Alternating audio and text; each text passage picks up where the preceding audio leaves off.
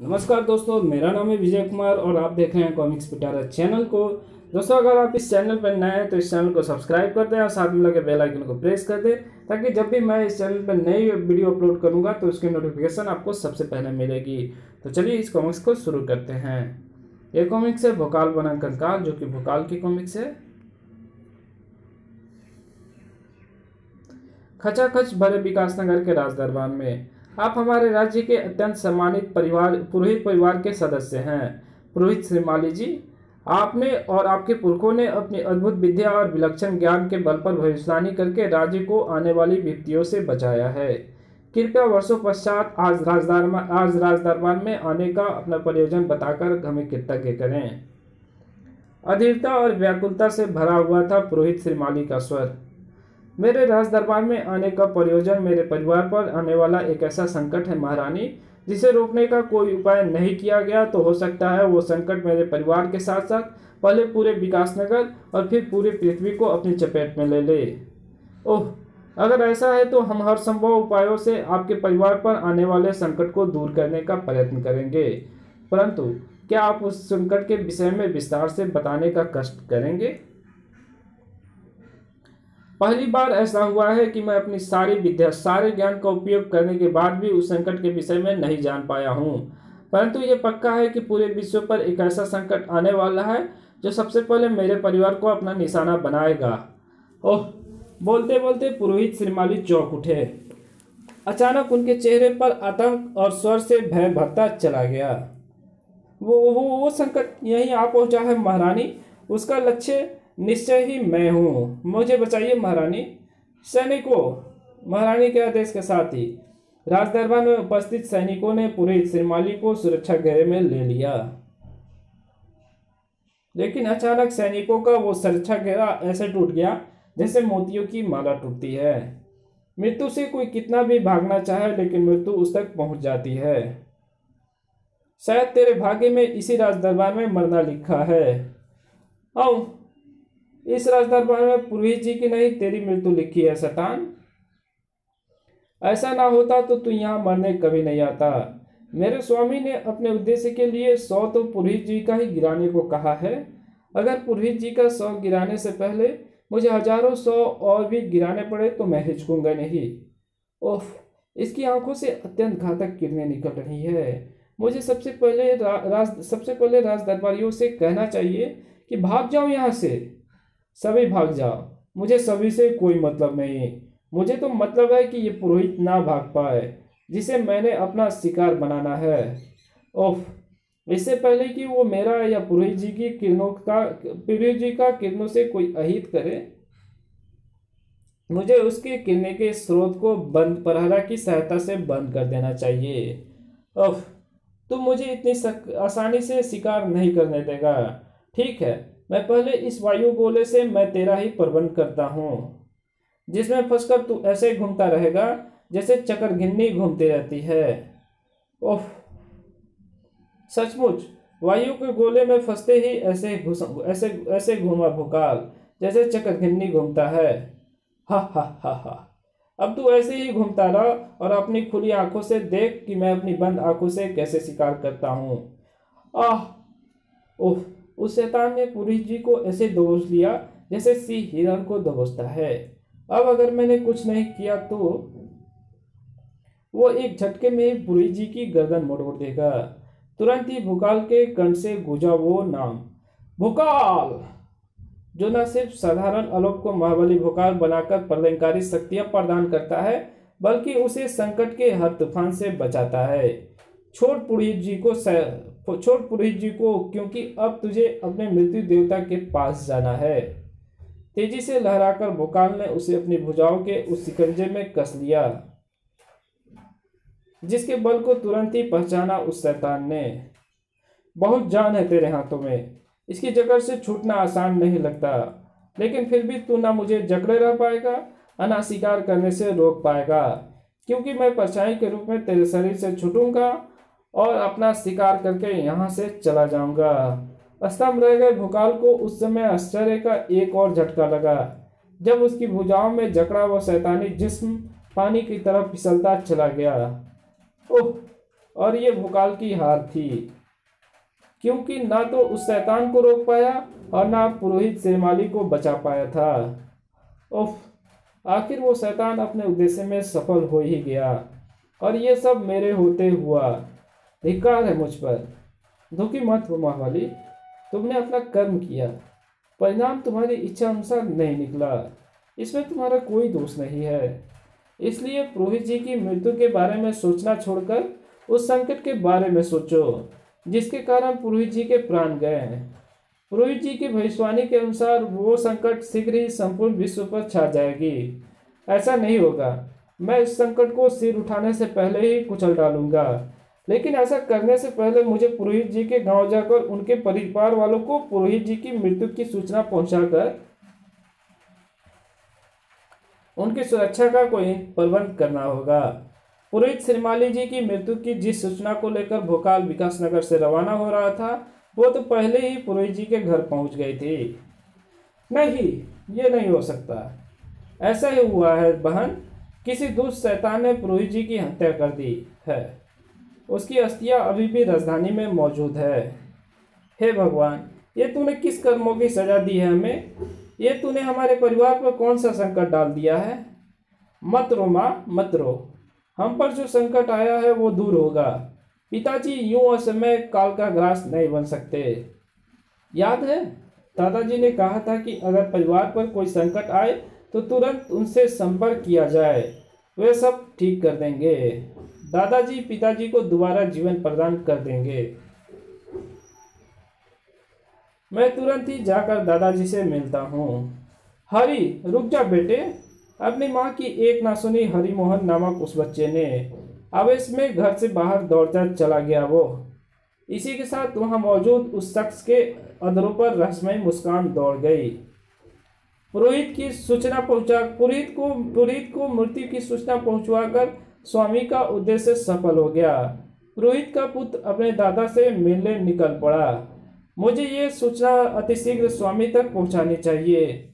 उस शख्स का बदलता चेहरा और उस चेहरे पर मौजूद भाव बता रहे थे कि कहीं कोई गहरी चाल चली जा रही थी, और इस समय उस चाल का मोहरा था पुरोहित श्रीमाली का बेटा हरिमोहन, जो शीघ्र ही जंगल में स्थित इस गुफा में मौजूद था। गुफा का वातावरण उसके मासूम हृदय में कंपन पैदा कर रहा था, लेकिन फिर भी उसके अधरों पर थी वो पुकार, दादाजी, दादाजी। आप कहाँ हैं दादाजी? कृपया सामने आइए। देखिए, हम भय से कांप रहे हैं। ऐसा है तो हमें सामने आना ही होगा। दादाजी, अपने सामने प्रकट हुए उस महात्मा को देखकर बालक हरिमोहन दौड़कर उनसे जा लिपटा। दादाजी, अरे हरि, तेरी आंखों में तो आंसू है। अपने दादा को बता, क्या हुआ? बालक की बात सुनकर चिंता की रेखाएं खींच गई उसकी अनुभवी चेहरे पर। ओह, वास्तव में संकट में फंसा हुआ है हमारा परिवार। अगर हमने ये प्रण न लिया होता कि जब तक हम मानवता की रक्षा के लिए अपना तप पूरा नहीं कर लेंगे, इस पवित्र गुफा से बाहर नहीं निकलेंगे, तो हम उस संकट को दूर करने स्वयं तेरे साथ ही चलते हरि। लेकिन तू चिंता मत कर, सब ठीक हो जाएगा। तेरे पिता बहुत समझदार हैं, जीवित होकर सब ठीक कर लेंगे, और वो जीवित होंगे। इस भभूत से, इस चमत्कारी भभूत को अपने पिता की भस्म हुई अस्थियों पर डाल देना, वो जीवित हो उठेंगे। जा बेटा हरि, अब देर मत कर। अच्छा दादाजी। बालक हरि ने अपने दादाजी को प्रणाम किया और भस्म की वो पोटली लेकर गुफा से निकलकर घर की तरफ भाग खड़ा हुआ, लेकिन भागता नहीं रह सका वो। संभल कर बच्चे। उस चेहरे को देखकर सिहर उठा हरिमोहन का बालमन। देखा, हमने तुम्हें गिरने से बचा लिया ना। अब अच्छे बच्चे की तरह संभल कर खड़े हो और हमें यह थैली पुरस्कार स्वरूप दो। नहीं, हम ये थैली आपको नहीं दे सकते, यह हमारे लिए अत्यंत महत्वपूर्ण है। छोड़िए, हमें जाने दीजिए।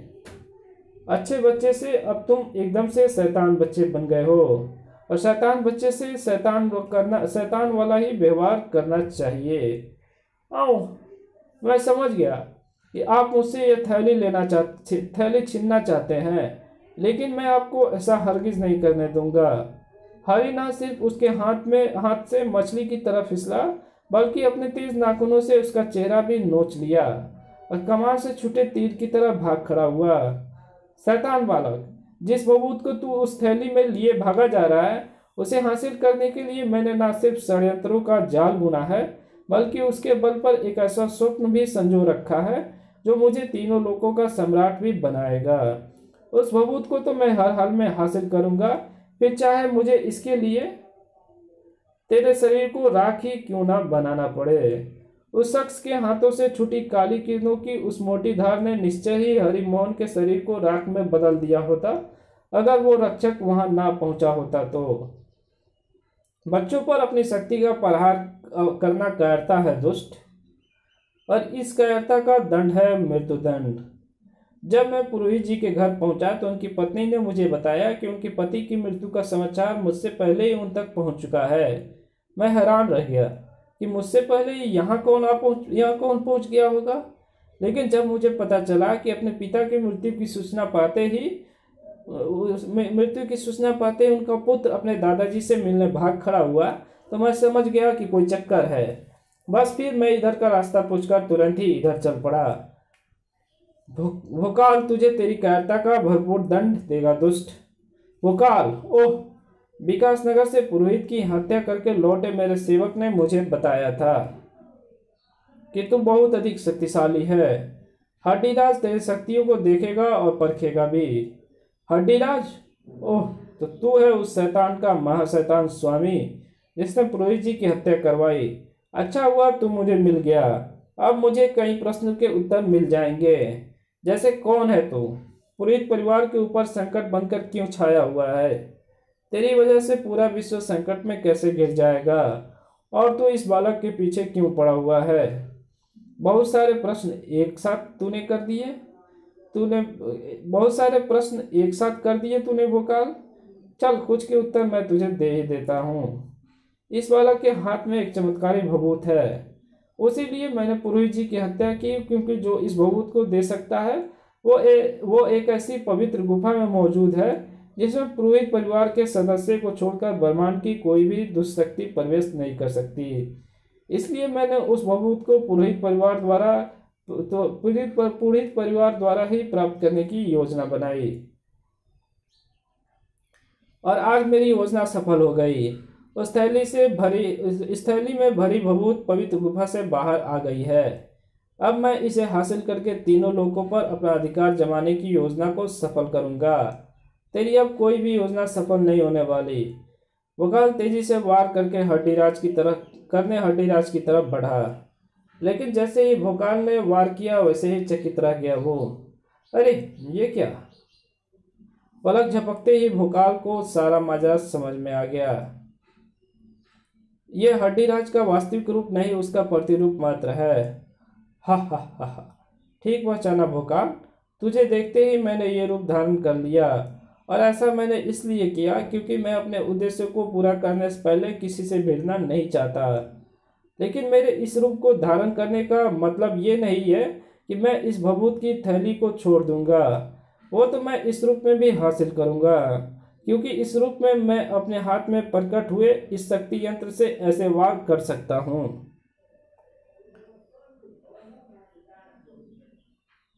जो सामने वालों को भौचक्का कर दे। उफ, सचमुच भौचक्का रह गया भोकाल, और उसकी इस स्थिति का हड्डीराज ने भरपूर फायदा उठाया। उसने अपनी मानसिक शक्ति की सहायता से हरिमोहन के हाथ से भभूत की थैली छीनी, और मेरा काम हो गया, मैं चलता हूँ भोकाल। और हाँ, अगर तू मेरे प्रतिरूप का पीछा करके मुझ तक पहुँचने की सोच रहा है तो विचार त्याग देना, क्योंकि तुझे पुरोहित श्रीमाली के इस पुत्र की अंत्येष्टि करने के लिए यहीं रहना है। ओह, इसने पुरोहित जी के पुत्र को अपनी शक्ति के जाल में फंसा दिया है।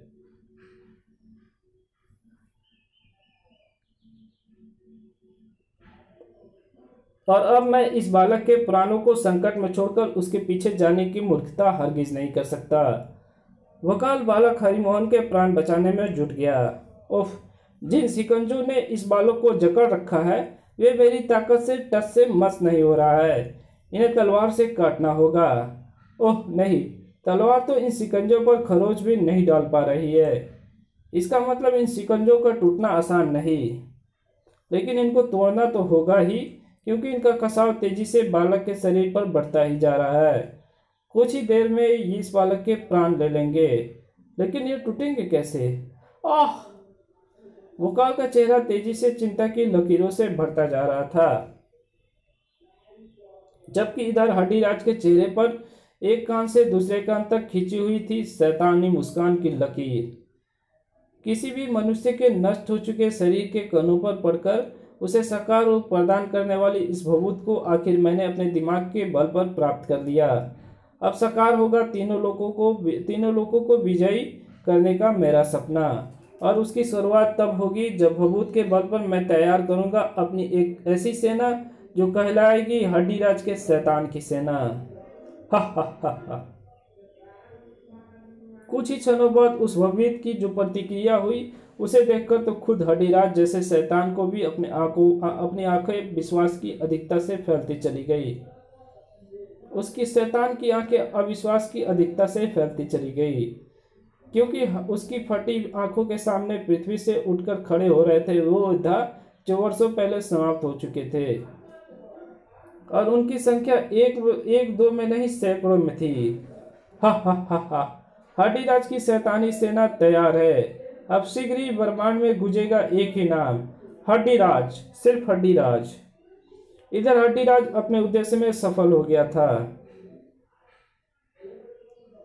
और इधर भोकाल बालक हरिमोहन को बचाने का उपाय सोचने में, इस बालक को हड्डीराज की इस दुष्ट शक्ति से बचाने का उपाय मुझे सूझ गया। लेकिन इसके लिए मुझे इसे लेकर यहाँ से उड़ना होगा और पहुंचना होगा उस गुफा तक जहाँ इसके दादा यानी महात्मा योगाचार्य तपस्या में लीन है।